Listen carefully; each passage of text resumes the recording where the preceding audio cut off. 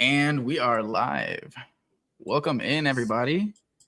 Thank you guys for being patient with us. I finally was able to get Brian from PokeNe in here. Say hello, Brian.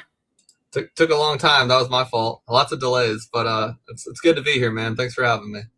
Of course, bro. I appreciate you, just making the time to be here and stuff. I know you've been ultra busy. You've got a baby, and that is, like I said before when we were talking, that's like the most difficult thing, even more so than running the business. Running a business is easy work compared to having a kid, man. But it's been fun. No complaints. Been a great time. Oh, yeah, it's cool because it's like that's like the learning process. The first time that your first child, and if you have any more, you'll kind of see what I mean. The first one's always like a learning process. After that, it's like, okay, I know what I'm doing. It's just refining, Yeah, it's just refining. I like that. Hopefully that's the case. Yeah. So, I wanted to get you on here, man, and just, be able to chat it up for a little bit, ask you some questions, and, get to the questions that I feel like you've been in so many different lives, especially lately, ever since you came back. But I feel like there's been a number of questions that just haven't been asked, or maybe some that just haven't been asked for a long time. And I just kind of wanted to, talk about it and see what you had to say. Let's do it. I like it. New questions. Let's go. All right. So we'll start off with some simple stuff. So my first question is, what was your childhood life like? And what I mean by that is like, how was it growing up for you? Oh, it was pretty good. I always say when I'm like trying to hype people up to get into business and get off their ass, I always say, disclaimer, I grew up very privileged, very safe, secure, no health issues, good parents, pretty solid, the good old boy lifestyle. But obviously Pokemon was a big part of it. See, my boy Jared Brown, I'm not friends with him now, but in kindergarten he was like, dude, have you heard of Pokemon? And I was like, no.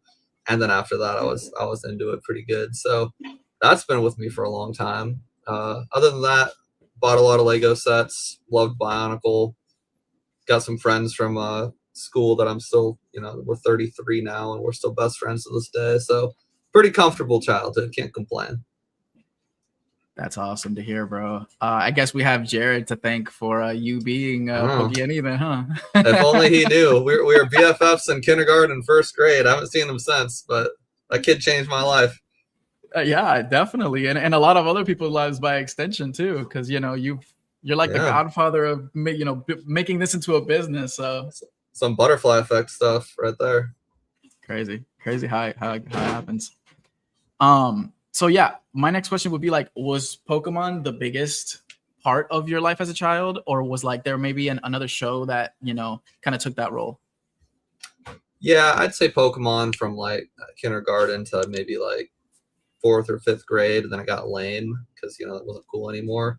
Yeah. And then like Legos and Bionicle were definitely the other half. And then 7th or 8th grade, I met my 2 best friends because of Diamond and Pearl. We were talking about it in the lunch line, and they slept over. We had a triple nighter sleepover, which was crazy, and we just hunted on Diamond and Pearl for shinies. And after that, it pretty much stuck. Nice. Hell yeah, I love hearing that, bro.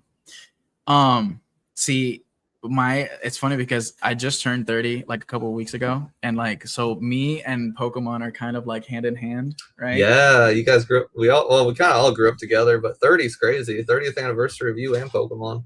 Exactly. It didn't hit me because like I was around for the 25th anniversary. That's actually when I came back in, and it didn't hit me that like I'm pretty much like growing up with literally at the same time as Pokemon. So I think that was kind of cool.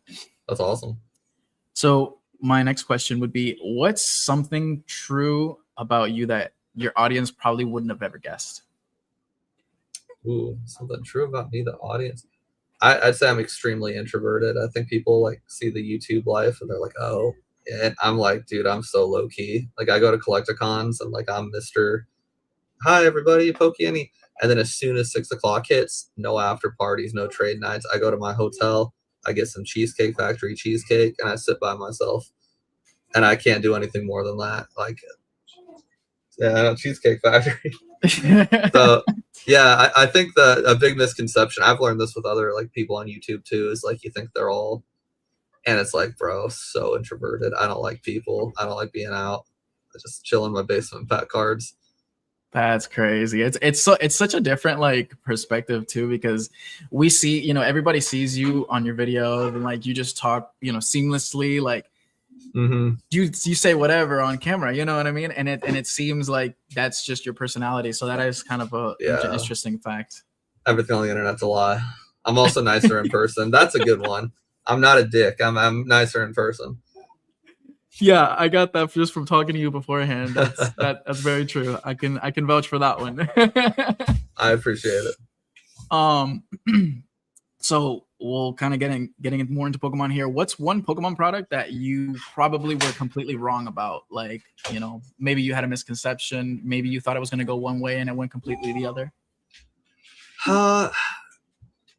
I'd say, ironically, I was way ahead of the game on this, but for a long time I wasn't, and that was simplified Chinese. I was doing Brave Stars, Charming Stars, even Nine Colors Gathering. I was selling those way before this Gem Volume 1 through, like, now Chinese is like the mainstream. Yeah. I was doing it way before that, and it did not work at all. Nobody cared, and I actually, ironically, quit selling it because no one cared.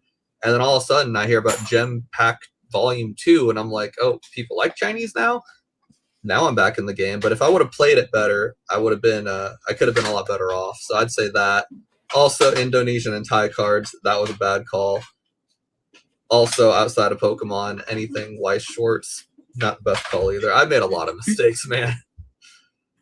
It's cool because you learn from those. And like you said, you could have been early. I mean, you could have been early, but you could have been like, it could have worked out, but like you were just a little bit too early. You know what I mean? Like, we don't know when sentiments can change from one day to the next. You really don't. And like, I think what I learned there is being early is not really a good thing. It's not like necessarily a bad thing, but there's no real advantage of being like super early to something other than you could flex and be like, I told you guys so. Like, who cares? Yeah. Like, there was a lot of money tied up in Brave Stars that no one cared about. So, lesson learned. Gotcha. Yeah. See, and I know that you also were selling, I think, Korean for quite a while beforehand as well. I was super ahead on that, and that was pretty steady throughout. Now, again, going back to mistakes, most Korean sets weren't really a good move. For the most part, the best Korean sets are the ones where the equivalent is just too damn expensive, like 151 EV Heroes, Blue Sky Stream, like the ones where the Japanese and English version's just stupid. Yeah, those are the Korean sets that sell. Yeah. And just to add on to that, it's kind of crazy how like now in the boom. So I have a Korean seller out of Seoul in South Korea, and his prices were amazing, even just like a couple months ago. So like I was getting EV Heroes for like, I think it was $60-$70 a box. Yeah. Now they've gone up to like 100, 120. What? Like, that's crazy. Like, they realized that us Americans will pay it, and then also their MSRP went up 50%, which that doesn't help either. That is true. Yeah, you're seeing the same thing as me. We're all kind of in the same boat. Yeah, and like I remember Blue Sky Stream was even cheaper. Blue Sky Stream was what, $50-$60? Blue Sky Stream was very affordable, and I was very bullish on that set, and I'm glad I was, because it's gone up 1,000,000%. It's stupid. Almost deaf, especially with that, Storm Esmeralda that we've been waiting for, I'm sure that didn't help. Yeah, anytime, even if it's like, I think what people confuse is, even if it's like a stupid reason, like all these like hidden Pikachus and whatnot, like even if there's no good reason why something should like boom, it doesn't matter if it's a good or a bad reason. If it booms, it booms. Market manipulation, is it BS? Is it not? It doesn't matter. It's real. And so the Storm Emeralda thing, that's Rayquaza cards go burr. Yeah, exactly. Literally exactly that, bro. It's cool because I've always thought, whether it's market manipulation or whether it's hype or FOMO or whatever the hell it is, you just take advantage of it and like you're ahead of you're one step ahead.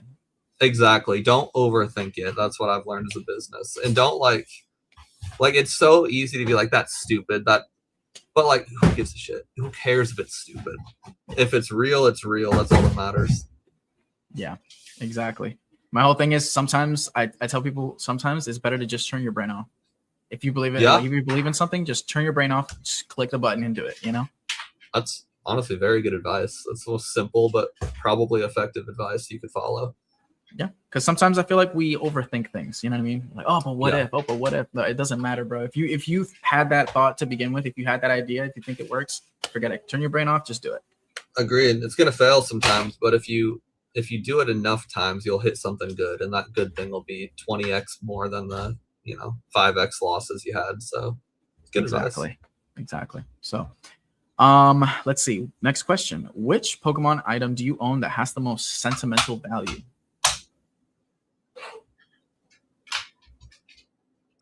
Actually, my it's not the same one I had, but that little Tommy brand Pokédex. I don't know if you remember that. It came out in like 1998 or so. It was like the least customer friendly, the least user friendly item of all time. But I had that as a little kid, and then my little bro Justin, who's somewhere. Oh, there he is on the ground. He got me basically the same thing for like my birthday or something like a year ago, and it was like the greatest random gift because I forgot it existed. I'm like, oh shit, I had that. So probably that, I'd say. That's awesome, dude. Oh, I know, I'm adorable. Yeah, that was a good gift. I agree. No, that's awesome. I do remember that Pokedex. Actually, people used to go crazy for that because that was still during the during the big hype at the very beginning. So yeah, the real ones now. Again, it was yeah. the least user friendly toy of all time, but it was so fun. It was meant for kids, but it wasn't meant for kids. Yeah, they didn't do a lot of like demographic research first, but they knew you'd click the lid shut, a million times, and that's all they cared about. Exactly. It's like the equivalent of like a computer back in that time where you would just turn it off and turn it back on. Yeah, with your toe. It's like so satisfying. Oh, 90s kids stuff right there. Yeah, literally, bro. Let's see. Next question. When did you decide that full-time Pokemon was your direction, both in content and business? Yeah, so we started in 21. I stayed with real estate for not very long. It was a pretty irresponsible move to full time. It was I think only about 9-10 months in is when I decided it would be full time, and I quit real estate. But I have a wife who she's a teacher, but when you're in Nebraska, that's all you need for a salary. So I had like a good backup plan. So really faster than I'd ever suggest anyone else do it. Yeah. Okay. What was it that caused you to make that full move into it? Like what was going through your head? It was me at work, and I love my real estate job. My real estate family was fantastic, great people. But I was at work making like $22 an hour, something, and I was getting sales on Wix on my phone like throughout my shift. And at the end of my shift, I did like, it wasn't even that much. It was like $3,000 of sales or something. And I was like, okay, if I made 10%, then I made $300 today sitting on my ass. And in the realtor world, I'm going to make 100, whatever the math is, at $20 an hour. Mm-hmm. And that happened a couple days in a row. And then it got worse and worse. And after like 10 or so days of sitting there watching my sales outpace my hourly wage, I was like, yo, I got to just call it. Made no sense. The math is what did it, man. Nice. It made more sense. I've heard it from other people as well, kind of like, with different wording, like what you lose in being at your job is like overseeded by what you're making at your actual job. So like if you would have been home working on, getting your content out, getting your orders done, maybe looking for more product and more opportunity, you would have made more money than what you're making at work. So it felt like you were losing money. It's a great way to resent your job. Because again, they were fantastic bosses I had. But yeah, I started resenting it because of exactly what you said. I was like, every minute I was there, I'm like, I could be doing this. I could be doing that. And it took, not only did it take my attention away from doing a good job at my real job, but it also just made me hate it. And I should have left earlier. It was like a bad relationship that should have just got divorced and called it a day. It was like a toxic relationship. It was like I should have left kind you a long of time ago. A little bit. Yeah, a little bit. I feel bad saying that, but like that's how it was. Yeah, I mean, like I said, bro, it works differently for everyone. Yeah. But yeah, I'd say if anyone's like in that same boat, don't make any rash decisions unless you have like if my wife didn't have a full-time job with benefits, I probably would have waited a bit longer. Quick disclaimer there. Yeah, you got to be responsible too. It's like, you know, I see a lot of people making videos of like go full time, or going full time, and it's like you don't know what they have going on in their lives. You don't know what like external things are going on, like with their wives, what they do for work, maybe the opportunities that they've had given to them or whatever. You don't know what they have, you know, to be able to make that move. And everybody feels like they can just do the same thing. Me personally, I'm very happy with where I'm at. You know, I have a full-time job, but I've been in the same industry for a couple of years now. So I'm making a lot more than what, you know, people going into it do. Right. So it's like, for me, it makes sense to just keep it this way. Now, like I always say, if an opportunity arises where I'm able to make that move, then I will. But other than that, for right now, I'm good just growing it. And I don't feel rushed to grow it either. You know what I mean? Yeah, that's a much better attitude to have, especially in a bull market that could end at any point. That's good advice. Yeah. Let's see. So what are some mistakes as a creator what are some mistakes that you made as a creator coming up that you look back on and wish you wouldn't have made, or wish you would have maybe done things differently? Oh, there's so many. I mean, do you mean like specifically to a YouTuber or like a business person? We could do one of each. We have the time for it. I mean, I've said so many stupid things I've done as a business person. My stupidest one, and I've said it before, is getting over leveraged in Shiny Star V. I didn't know. I was so new. I was so fresh to the game, and I didn't even know what reprints were. I know that sounds stupid, but like there wasn't all these YouTube thumbnails about reprints in 2021. Like that wasn't like a discussion. Yeah. And my supplier in Japan gave me like, she was giving me whatever deal X was, and then all of a sudden it's like X minus $7 a box. I'm like, oh God, $7 a box. I'm gonna buy $30,000 of them, and that's quite literally what I did. And then I realized, oh, she gave me a $7 discount because it reprinted, and within a week the reprints really kicked in, and then the box was like $12 less than it was, and I lost. I mean, it was horrible. I almost bankrupted myself. Like, and that was like I think a month after I quit my real job, so like that was horribly timed. So the lesson there, folks, don't get over leveraged. Be aware of the market before you spend $30,000 on something. As far as like mistakes as a creator I've made, I think focusing on, honestly, this is going to be probably a really helpful take, focusing too much on editing and like trying too hard, because the best videos performance wise are the ones where I turn the camera on and talk, even if I'm in the freaking car. It's like I spent so many times outlining, this is early on, outlining and focusing on edits and font and animation. All that shit is nonsense. This ain't no Mr. Beast. I'm not Jimmy. I talk about Pokemon cards. And if had I kept my attitude I have now back in the day, I'd probably have 100,000 subs by now, or certainly a lot more time. Dang. Yeah. Yeah. So minimal effort, like, obviously that depends on what side of the hobby like what side of the hobby creation you're doing. So like if you're doing talking head videos, most def, I agree with you. Yeah, if you want to be like PokeRev, you gotta bring it, but I just don't think that's possible. I don't. There's certain parts of this industry that I don't think they're saturated, but I think the amount of effort and money it would take to compete would be nearly impossible. The only reason Deep Pocket Monster surpassed or got close to surpassing like Rev and Leonhardt is because he's a multimillionaire that has a team that edits the videos very well, and he's got enough money to buy the craziest WotC packs ever.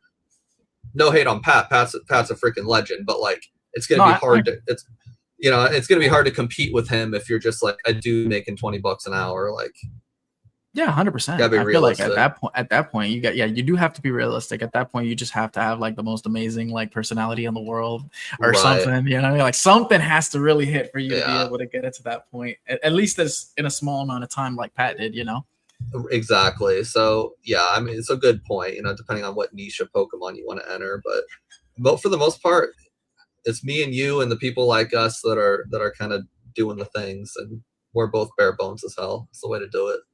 Yeah. I recently switched over kind of my content style because I was thinking, and I'll make this quick. I was thinking like more longevity, long term. I was like, when this market goes, you know, from as bananas as it is and just like drops down, I'm like, Uh-huh. I need some type of foundation and like into something that I enjoy doing and just kind of where I can have longevity. And so what I ended up doing was I've been making these Illustrator videos. Oh yeah. So they're like 10 minutes long, 8 to 10 minutes long, and it's just I'll showcase one illustrator per. I'll talk about their personal life. I'll talk about, you know, arts that they've made. I'll put them up on the screen and stuff like that. And that's just kind of been my little. So that does require a little bit more editing, but I mean, like, you know, we're only on episode 4 on that. It takes me literally a whole month to be able to make one because it's a lot of work. So Yeah, it's a smart idea though. It's like the sleeve no card behind strategy. That dude's gone hyper niche into things, and it took him a while to grow, but when he did, it was exponential. So yeah, there's some stuff where front loading a lot of effort's probably worth it, and such a niche idea. Like no one talks about the artists that design the cards everyone obsesses about. I yeah. mean, you got your major 3 or 4, but like a whole playlist dedicated to that. That's a good idea. So that's what I've been doing, and like honestly, I kind of just go wherever the wind takes me. So if you know, if I get more ideas and have more time to do certain things, then I will. You know, for now, I'll just Yeah, stick to that. Couple lives, you know, a month, and I think I'm happy with that. The growth has been there, love so it. I think that's all that matters, right? Killing it. All right, next question. So, how has being a father affected your workflow as it pertains to business and content? Ain't that the great question? Well, if you guys watch my channel, you know that all my content is filmed in a car now.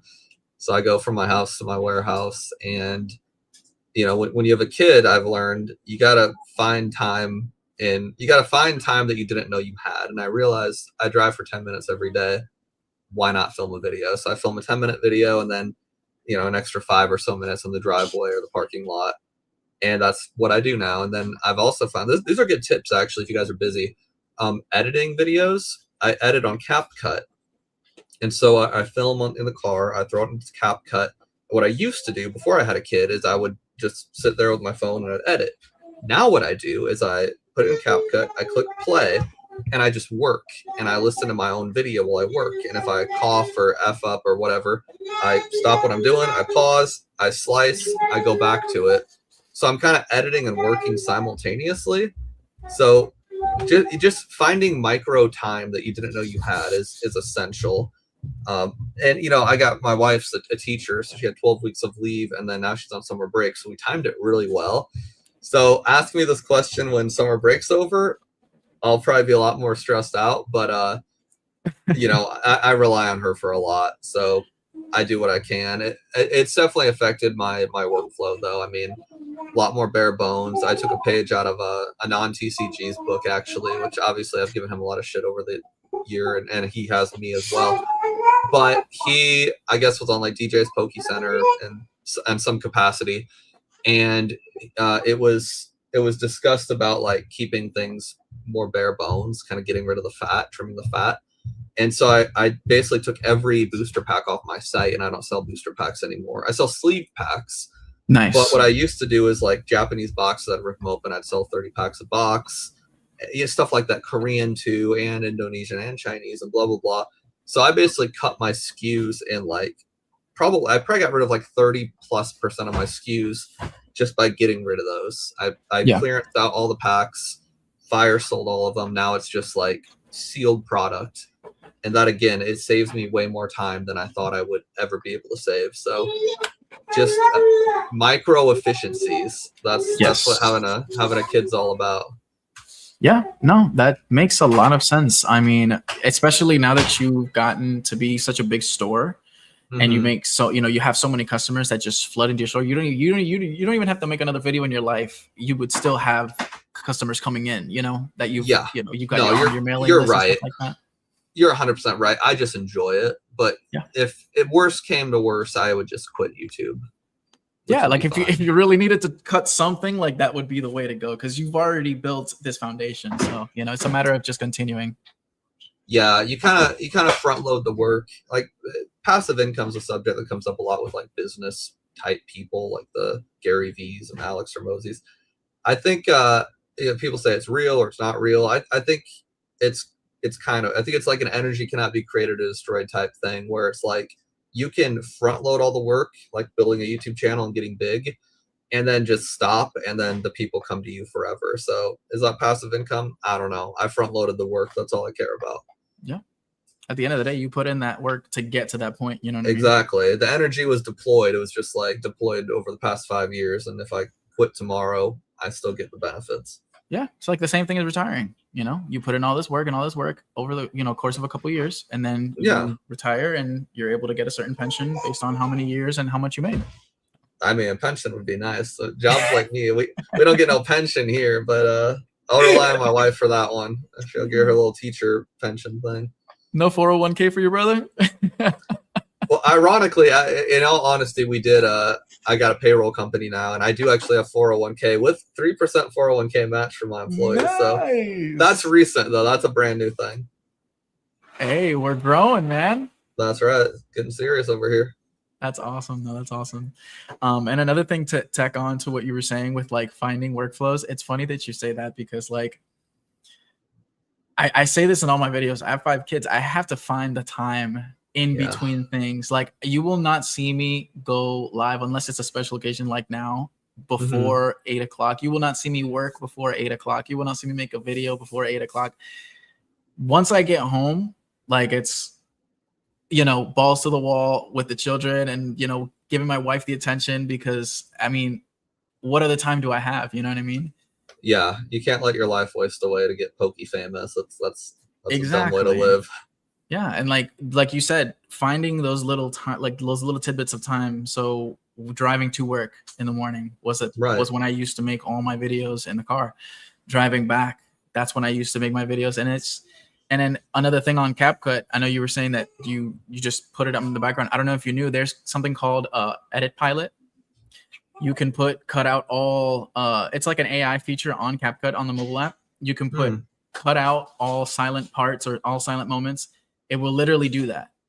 If you want, like, if you've made a bunch of clips, right? If you've cut the video a bunch of times and you don't want to have to do it one by one on this one, you could literally go on the Edit Pilot and say, put speed up to 1.2x for entire video, and it'll do it all in one go. So that just little cool things like that you can discover by using the app. I did not know that. Legitimately, you taught me something that is going to save me a lot of time. This was a lot of time. This is already worth it. Wow. Damn. Thanks, dude. Okay. I'm going to check that out. Look at it. It's on the bottom right corner of the app. Okay. Killer. Thank you. Let me make sure. Hold on. I got to make sure now that it's the bottom right, not the bottom left. But you'll see it. It's like this little blue thing. It's just sitting there. You probably see it all the time. And you're like, I've probably seen it a million times. Over it. Yeah. That's really smart. So next question. What's one tip that you can, and you kind of already did this, but if you want to give another one, that's fine. What's one tip that you can give to other parents who are listening and trying to run their own businesses as well? Yeah, I mean, everything we just talked about, and then be smart with your time. Don't let things waste away, for sure. Like she turns, actually today's her 3-month birthday. She was born on March 4th. So I'm definitely happy that I've like kind of seen, I mean, there's not a whole lot of if you're a new dad, you understand the milestones, but the average person would be like, oh yeah, she can grab shit now, big deal. But that is a big deal. And so I pride myself in being able to see all those little micro milestones. So, you know, don't get the work in front of you. When I started this gig, I didn't have a kid or anything, but I had friends and family and whatnot. And I like definitely ditched a lot of events that I should not have ditched to get the business big fast. Just like I do that shit on purpose. but there's so many things that I've ditched, and it's like I would be just as successful and just as rich if I just went to all those things. It would have took a little bit longer. So don't rush it. I rushed success in this industry because I thought it would be temporary. I was like, oh, I got to get, just like the bull market right now. You're like, oh, I got to get mine as fast as possible because it's all going to end. Correct. Well, I'm doing this 6 years in, and I don't plan on ever retiring for at least another decade. So it's like, had I known this is going to be a permanent thing, I wouldn't have like panic rushed through it. I would have been like, oh yeah, I'm good. So, you wouldn't try to speed run it. Yeah, because I thought it would be like my last chance. I thought the the bull run of Japanese cards in 22 would be like, oh, I gotta get mine, and then I'll go back to a real job. Yeah. Turns out that wasn't the case. So yeah, don't rush into it. Especially in the bull market, it's gonna be so tempting to just like ditch everything, and like all you like new entrepreneurs, like you're like, oh, I gotta hurry. It's like you're good. Just chill, bro. Like if you don't got a family or friends, you got a huge advantage, and I would use that.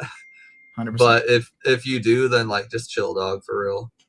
Yeah. Yeah. I mean, if you got a family, if you got friends and that you're close with, just definitely never skip those moments, because I mean, like there is a point in time where you do start to regret that 100%. Yeah, and it ain't worth it for real. It's really not. And I think the best way to avoid doing that is not to quit your day job too early, because I quit mine really early, and like we were fine. We had a small house, like it was fine, but I think it did create a little bit of panic in me. It's like, oh shit, I better do this now. But if you've got a real job where you're getting paid a good salary, it's like you'll be a lot less inclined to panically rush to churn and burn. Like you're like, okay, I got a nest egg, I'm good. This is just extra money.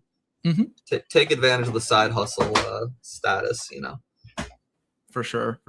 And take it one step at a time. Don't rush into anything. Don't make any stupid plays. I try to like not to hyper analyze, but I do also hyper analyze at the same time, right? Like when the moment's right, and I, like I said, when I just need to turn my brain off and just do, I do. But like I'd be lying if I didn't tell you that I don't sit here and look at some of these deals sometimes, or look at the numbers and do this, do that, like, and it's helped, and it's worked out for me, right? Yeah. So you're 100% on that. So this is the one that I'm curious about now. You've mentioned before the Japanese sealed was the way to go, but things have clearly changed, as you've mentioned in a couple of the past lives that I've seen you in, and that's not really the case anymore. What's the next best way for someone to start and grow a Pokemon business in today's market?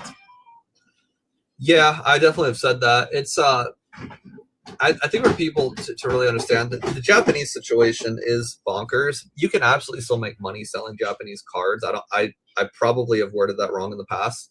The problem is you're not going to compete with people like me who have a slightly better deal than you are, because the margin's already so razor thin now because of all the changes that like you're just not going to be able to compete.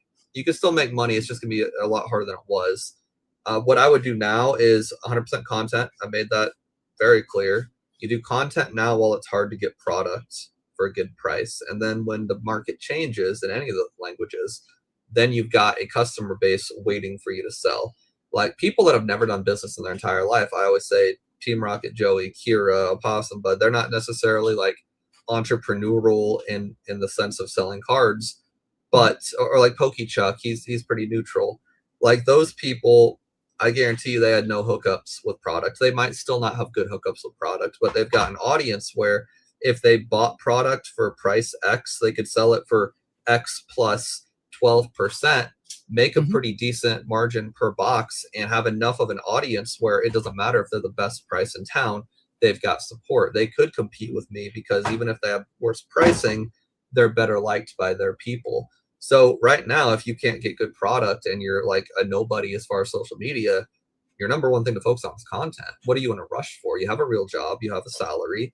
Don't quit that. Make content, do it for 4 years, get an audience, and then no matter what the market's doing in 2032, 2034, you're set and you're ready. And it's like people are like, oh, well, yeah, of course, in 4 years. It's like, bruh, people go to college for 4 years and don't get anything out of it. I'm giving you a literal blueprint that only takes 4 years, just like a bachelor's degree, and it doesn't cost you any money. A bachelor's degree is $100,000, depending on what state you're in. I'm giving you something that's $100,000 off, and it's fun, ideally. If you make content, you're having fun, I think. And it's the same amount of time as a bachelor's. And there's no risk other than a little bit of time per week. So what I would do is just focus on making content. If you want a more concrete answer than that, Chinese is a great place right now to start. The gem volumes 1 through 5, and then a couple other niche products. Those are very hot right now, very easy to acquire and very cheap, which means the risk is a lot less. And the margins are actually quite good too. So you're taking on less risk for more margin. It's available. There's a lot less big dogs competing in that. There's like me.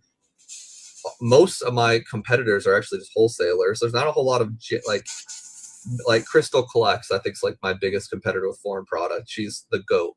Oh, So 100%. She's like founded in there, right? yeah, I'd say she's kind of the Rudy of like non-English cards. Like she's probably the godmother of non-English cards. So you're not going to compete with Crystal, but there's so much meat in like the great sandwich of Pokemon that like you'd be fine. Yeah. I'd stay away from Korean. I'd stay away from. I mean, if you got money, if you got capital, English collection buying is the number one way to do it. 80% collections, but you got to bring like I'd say 10 grand at least to make 80% worthwhile to someone. Because like, of course, if you've got a couple $1,000, you're like buying ETBs at 80%. It's like, well, yeah, okay, sure. So is anybody. So is my mom. But if you've got 10 grand and people want to unload a collection of the 5 figures, well, then 80% is appealing. So if you want to do the English thing, you can, but you got to have 10 racks. And like, I'm not going to pretend that's an easy thing to do. Yeah. Yeah. Good point. Very, very good points. I mean, all the way around. I think I would agree 100% with the fact that the best entry way right now, if you're looking at sealed, is Chinese by far. Simplified Chinese, the gem packs, and even some of the some of the mainline sets as well that come in simplified, I think are very easy entryways. You're not paying a whole lot per box. I know the gem packs, like if you go through Retro or if you go through Steve at Tactical Trading, there's like, there's both of those guys are goats. 100%. Yeah, and they do it wholesale. Like the prices are great, so it's really not hard to get into it. You just it's always finding an avenue and putting money in where your mouth is, pretty much. Because a lot of people can say they want to do it, but like they'll analyze and analyze and analyze. They'll never make a move. You know what I mean? And then it's too late, because it will get to a point where Chinese is not the route for sure. 100%. For new business. It's only a matter of time. I'd say if you do this within 6 months, you're probably good. Anytime after 6 months, you're gonna have to find a new strategy. Yeah. And like Japanese was the way for a while. I mean, I told people for years.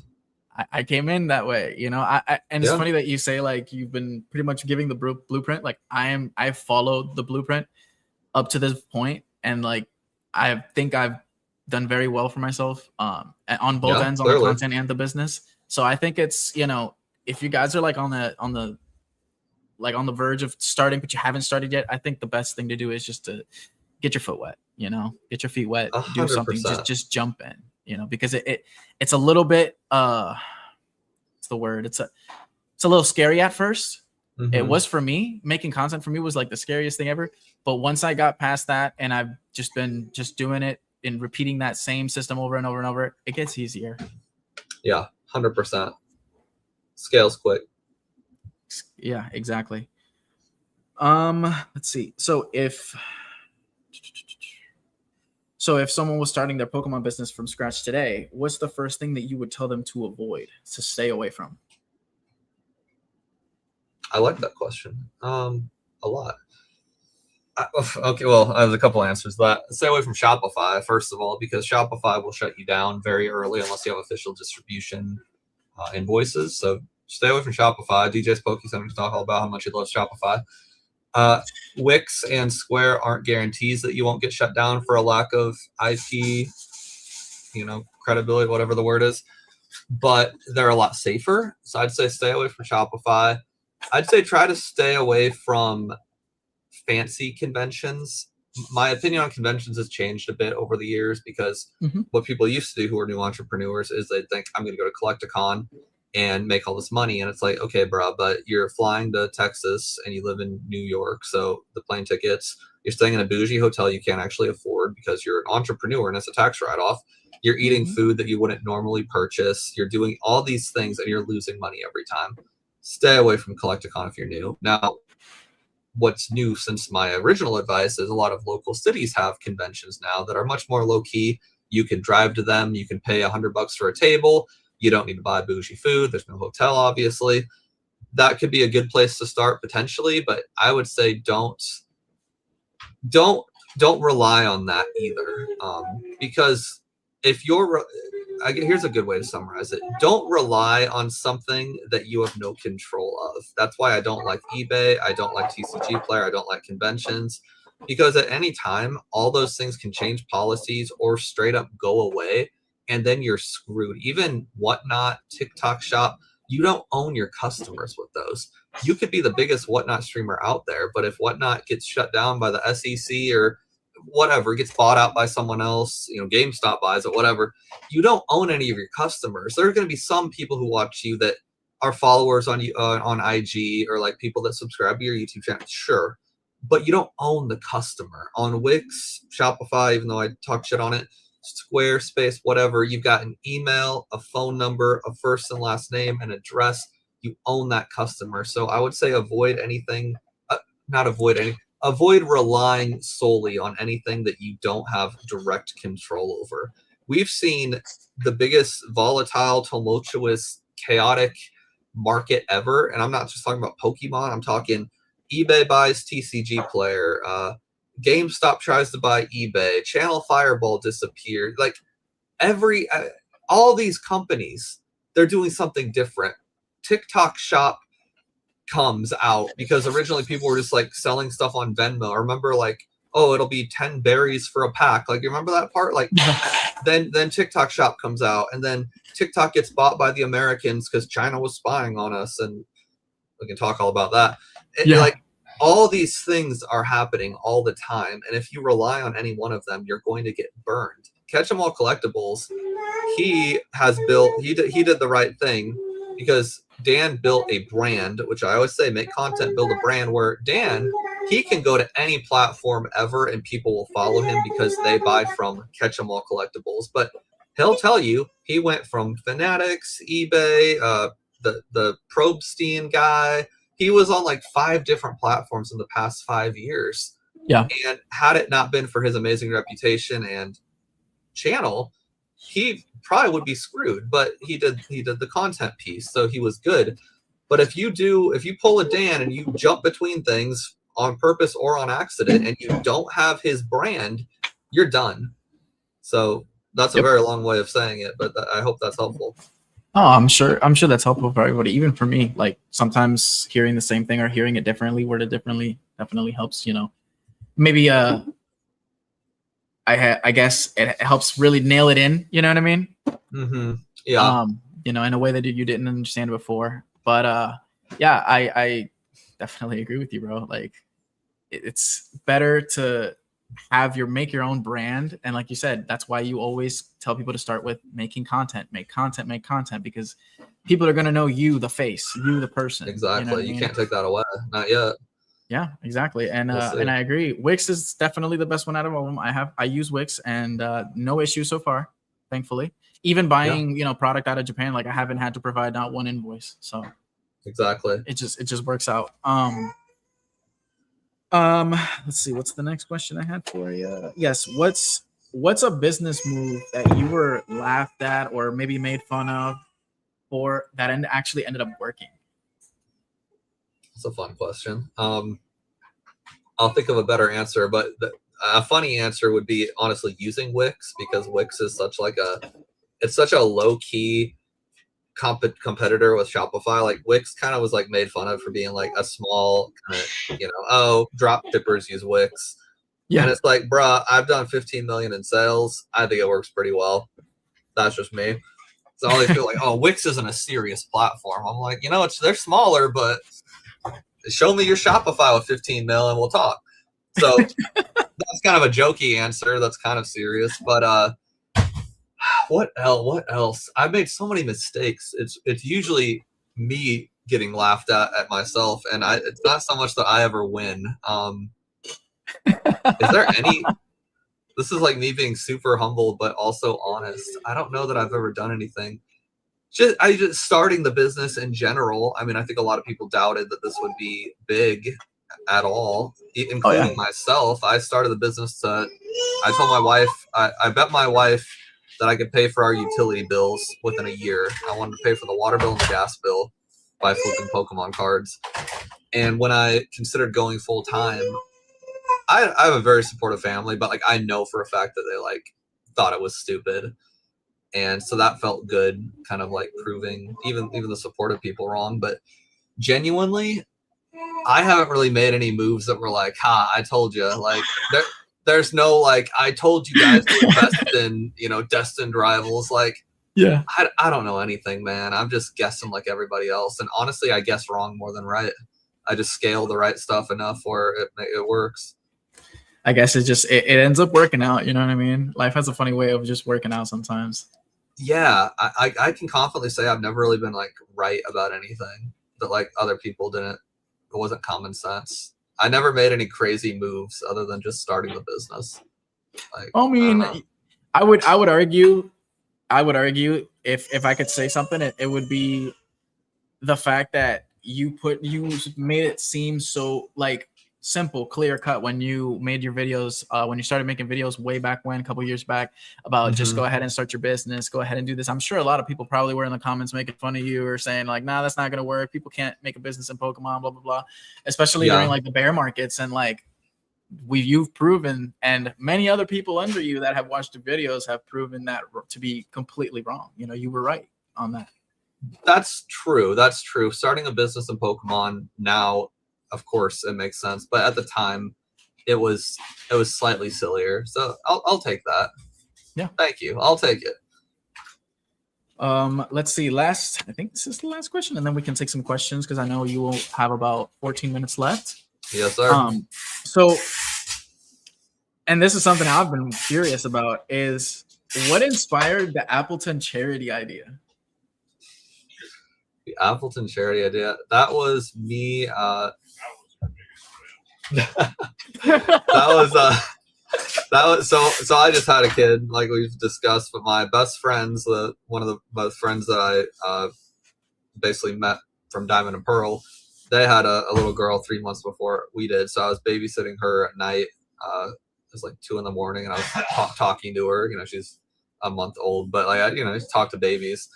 Yeah. And I was like, all right, June, what should we do to really like do something crazy? Like we need to come up with a cool charity or something. And I was just talking to her out loud, which was basically me talking to myself. And I originally wanted to do I was going to do a charity with a goofy Pokemon like Barboach was my first thing I did.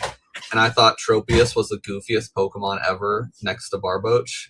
And so I wanted to do like donate bananas to the hungry, because Tropius has, but ChatGPT was like, well, bananas expire really fast. Like that could be pretty tough. I was like, facts. So I asked Chat for a good non-perishable food. And she's like, oh, applesauce cups. And then I was like, oh, there's an apple Pokemon. And that was it.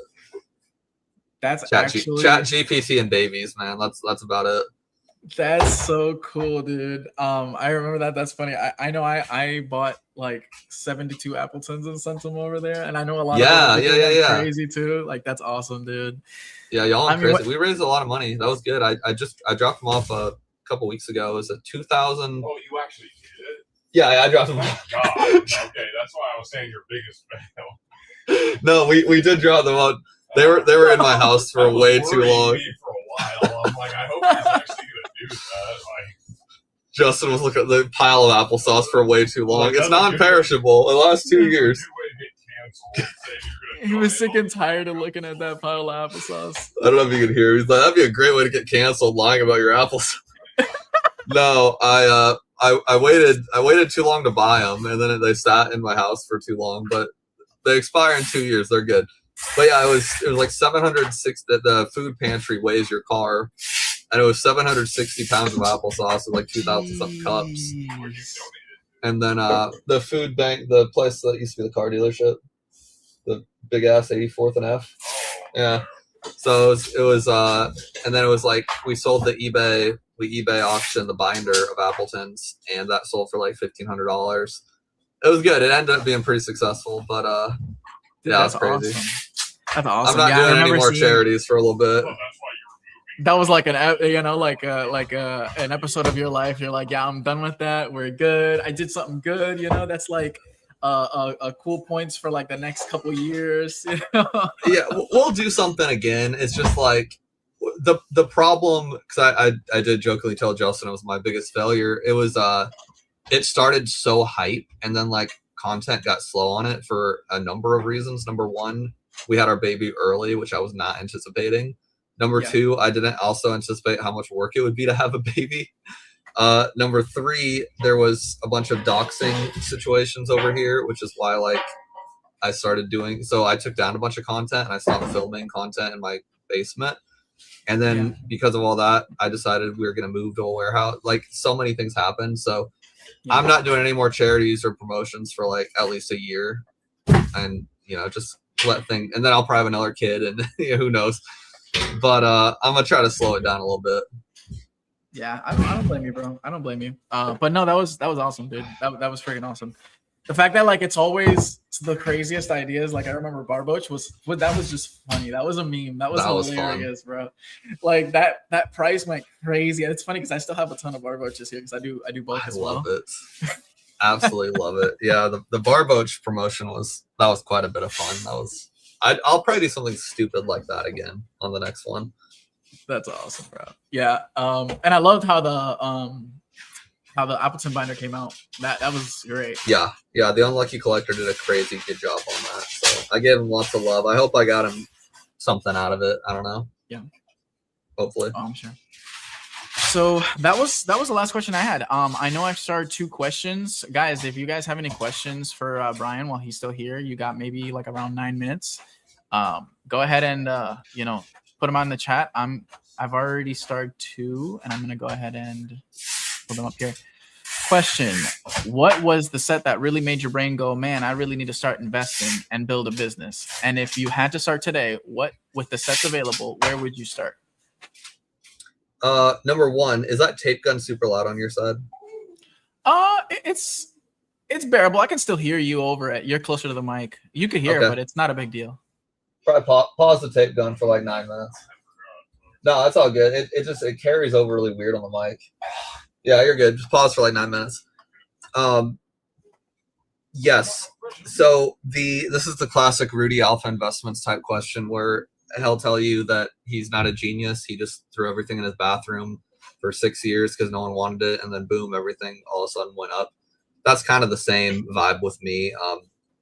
What I did different, or the advantage I had with getting super wealthy on older product was I was aware of Rudy's strategy or lack thereof, and I decided to employ that. So, Rudy got richer with Roaring Skies and sets in that time frame.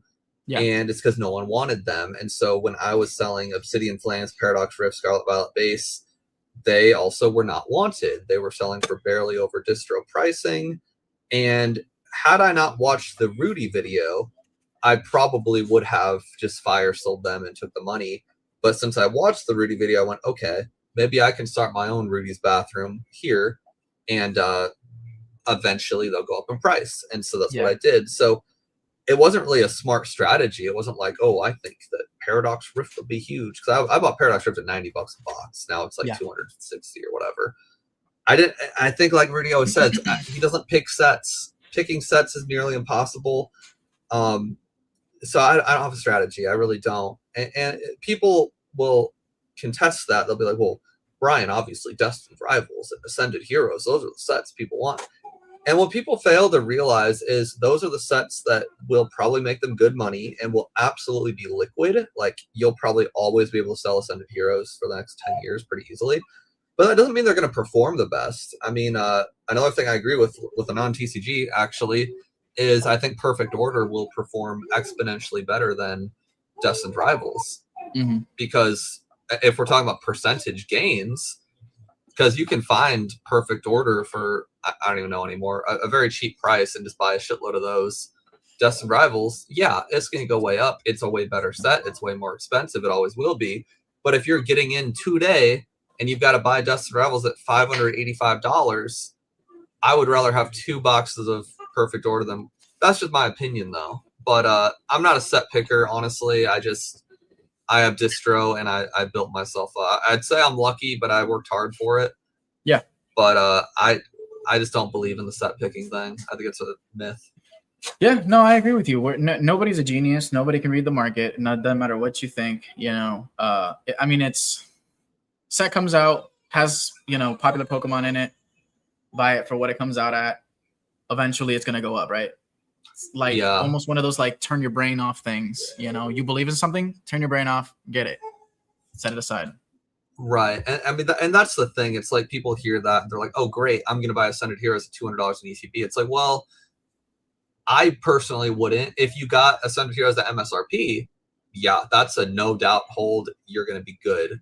Yep. But I think that's the problem is people are like, oh, yeah, buy a set and turn off your brain. And I agree with that. But people don't think about how much they should buy it for. Like, I think buying Ascended Heroes at 200 in ETB, eventually it will be way higher than that, absolutely. But like your $200 could grow a lot faster in probably anything, including Bitcoin. I don't even like crypto. I think it's bullshit. So keep that in mind. I definitely agree with that point, and that's kind of what I was getting at. Was like, obviously, you're not gonna pay $600 for a box and expect it to do well. At least I think people do, though. I think people do. 100% they do. Yes. Yeah. What I meant, guys, was let me rephrase that. If you see a set like Perfect Order, it's I think it's a 210 right now. Mm-hmm. That's a great price to get into in this market for a booster box. That's where you would purchase and like just turn your brain off and purchase. Don't think about it too much, right? Now, if you're talking about, like you said, Ascended Heroes, $200 in ETB is wild. You know, it's had its pump. You know what I mean?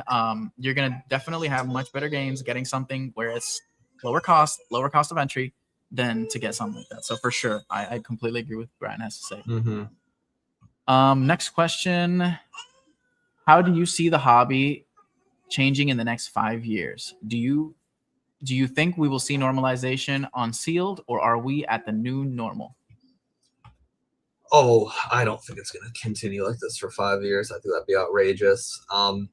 Everyone talks about the printing and the new building and blah, blah, blah. Like, none of y'all know what they got now. So adding a new building, you don't know what that's going to do. It's like, it's just a news headline. Alex, Nostalgianomics, made a fantastic video like a day or two ago about like all the stupid headlines that panicked people over the years. Like one of them was the X-ray machine that could like look through your sealed, but like that didn't do anything. Yep. So the printing building that they're, I don't care about that. I don't factor that in. I just think like 5 years of this, it sounds outrageous to me, because what's going to happen is people will just lose interest over time, like they do with crypto, sneakers, blah, blah. Because you got to remember, guys, Pokemon's the biggest media franchise of all time. Absolutely. It has the biggest fan base of all time. Absolutely. But it's not the fan base that's causing this cray-crayness. It's the fan base plus all of the money bros that came from sneakers, crypto, etc. Like they're a big part of it, and they will move on to something else. And when they do, we will normalize. And in addition to that, what's going to happen, and I've said this a million times, I thought it would happen with Mega Evolution. I was very wrong. But at some point, people like me who made a gajillion dollars and we're thinking we're hot shit and we got all this money, we're going to keep doing what we're doing with distro. We're going to go, yo, Southern Hobby, I want $1 million of the new set. And they're going to go, okay, yeah, because you always ask for $1 million of the new set. We give you $200,000, whatever. You order $1 million, you get a tenth of that, fifth of that, whatever. Well, at some point, I don't know when, but at some point, me and all the other big dogs are going to do the $1 million like we always do. And Southern's going to go, okay, bet. Here's $1 million of it. Then the real big dogs, the Rudies, hopefully the Mees, will go, okay, cool.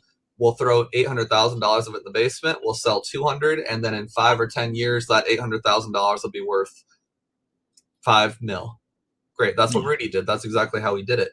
But the majority of people who think they're big dogs that aren't, they're going to want their $1 million of the newest set. Southern's going to go, bet, here's $1 million.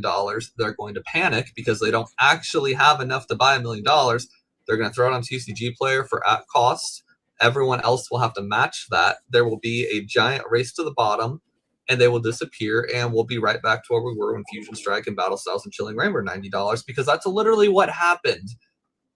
That's what happened with Fusion Strike, Chilling Reign, and Battle Styles. People got too big for their britches. They ordered a shitload.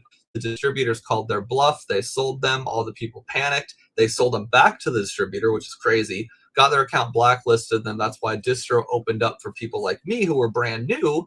And they said, hey, Brian, if you want Brilliant Stars, we got to give you 10 cases of Fusion Strike. Fusion Strike was a punishment. Fusion Strike was a hazing. Crazy and it will happen about it again. like that. It will happen again because it always happens again. Yeah. So there you go. Long answer, but that's it. That's what's gonna happen. All right, we got one more, and it is, when are you bringing back the lives for business? Which I also was gonna ask this as well.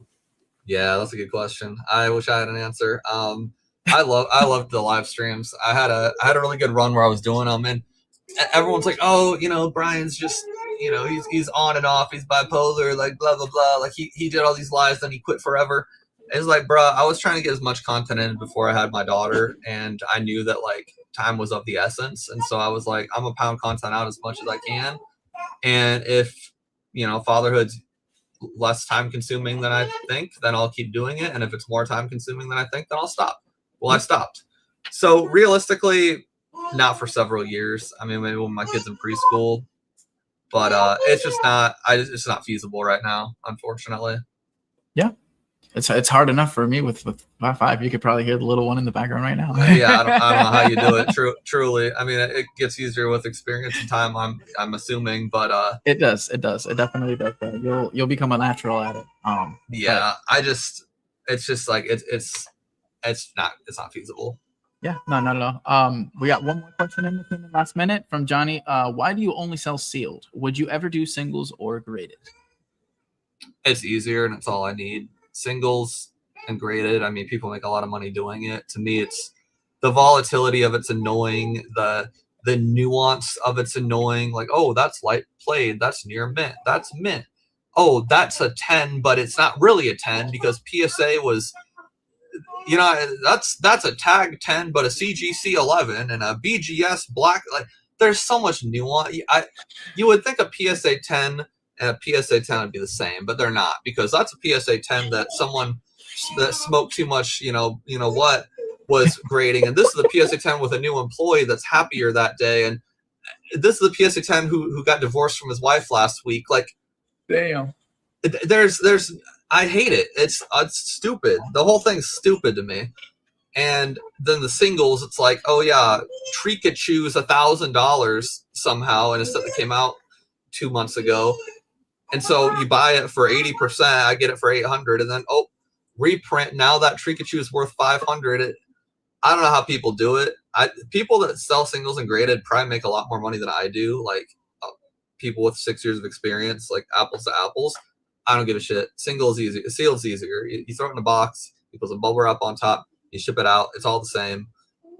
I'll never do singles or graded. That's a different man's game, man. Yeah, 100%. It's funny because the Trikachu actually right now is like $1,300. So that's stupid. I'm sorry. Yeah, stupid. yeah. No, it is. It really is. It really is. It really is. It's the dumbest thing in the world, but hey, it happens. See, my thing has been something I've really enjoyed doing, especially since I got like a scanner has been doing bulk and just scanning it. I don't even pay attention to nothing. I make sure that whenever I buy it, it's near mint, so I don't have to like condition it or anything like that. Throw it in a scanner, let it run itself, throw it up on Card Uploader. God bless Pokemon Steve for making that possible, and then put it on eBay literally by the hundreds. And I just don't even have to think about it. I list 100 a day because eBay has like a algorithm or whatever. Yeah. And the sales come in, I don't have to worry about it. Pack it up, real easy. Thermal printer, you're good. I wouldn't even know how to run that business. Genuinely, I'm not even being silly. I'd be better off being a mechanic, and I don't know how to change oil.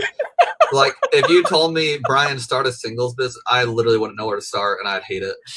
Like, good for you, man. That's a whole different world. It really is. I enjoy bulk selling though, because like I said, my content is based around arts. So like, there's so many different facets that I can get from just looking at these like cards all day long, that it's just makes sense. Let me see if we have any more questions. If not, then I will let Mr. Brian go. Doesn't seem like we have anything. Listen, guys, I appreciate you guys for coming in and spending some time with us here. Brian, I especially appreciate you for coming to my channel. I'm not the biggest channel in the world, but I definitely appreciate that you've come here today and been able to make the time for me. I know we've been in talks for this for probably like over a month now. Time. Yeah. but it finally happened. I'm happy. And like I said, you've been an inspiration, bro. If it wasn't for you, realistically, I would have never started my business. I would have never started making content. And so like I have, you know, so having you on is like a big deal for me. You know what I mean? Well, thanks, dude. I appreciate it for real. That's it makes the content seem a lot more worth the effort. So I appreciate it. It's fun. I don't care what size of the channel it is. It's a good time. I like talking about business. Yeah, I've heard you say before that you'll come on anybody's channel, doesn't matter how big it is. So I thought I'd shoot my shot, bro. And you know, we were kind of I got busy, then you got busy, but it's, you know, it's great. It's great. So I definitely appreciate it, bro. Thank you so much. Absolutely, dude. Thanks for having me. All right, y'all, we're gonna go ahead and end the stream here. I will see you guys on the video. I actually just came out with a video on Tomokazu Komiya. I just posted it literally right before this live. So if you guys want to learn about Komiya, feel free to watch it. Go ahead, and if you're not already following the GOAT, I know he's at 61,000 subscribers. But if you're not following the GOAT yet, then I don't know what you're doing. So come on over, subscribe. All right, later, guys. See y'all.